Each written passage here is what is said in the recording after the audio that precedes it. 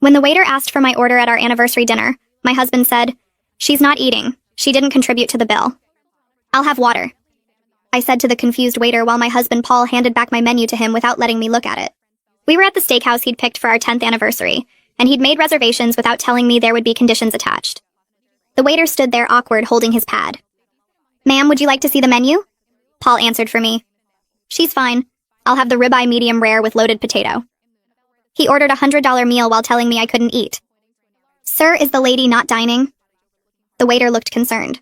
Paul smiled like this was normal. "She didn't bring any money, so she doesn't get to order. That's how restaurants work, right? You pay, you eat." He said it loud enough for nearby tables to hear. An older couple looked over shocked. "Paul, please. It's our anniversary." He laughed and showed the waiter his phone.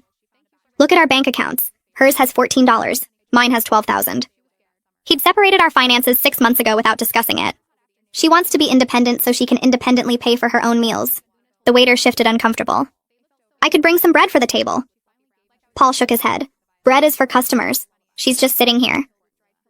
He turned to me. "You should have thought about dinner before you quit your job." I'd been laid off, not quit, but Paul had been telling everyone I chose to be unemployed. "I was laid off, Paul. The company downsized." He waved his hand dismissive. "Successful people don't get laid off. You weren't valuable enough to keep."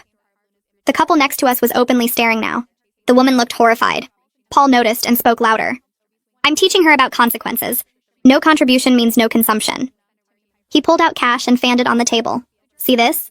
This is what work looks like." The waiter tried again. "Perhaps a small salad?" Paul grabbed the money back. "Did you not understand? She has no money means she gets no food. It's simple economics."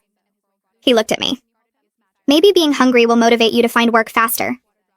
I'd applied to 40 jobs that week. "You told me not to take the retail position because it was beneath us." Paul laughed harsh. "That was before I realized you're professionally worthless. Now any job would be an improvement." The woman from the next table walked over. "Excuse me, miss, would you like to join us? We have an extra seat." Paul stood up angry. "She's my wife. She sits with me." The woman looked at him disgusted. "You're starving your wife in public." Paul pulled out his phone again. "I'm teaching financial responsibility." He showed her something on the screen. "This is her spending from last month? $60 on groceries." The woman looked confused. "She bought food for your home?" Paul nodded. "With my money. Then she has the audacity to say she's broke." He turned back to me.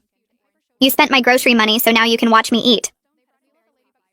The waiter left to get the manager. Paul didn't notice because he was pulling up more bank records. "Look, January, she spent $30 on gas. February, $40 on medication." He showed everyone around us. "All my money. But now suddenly she needs dinner?"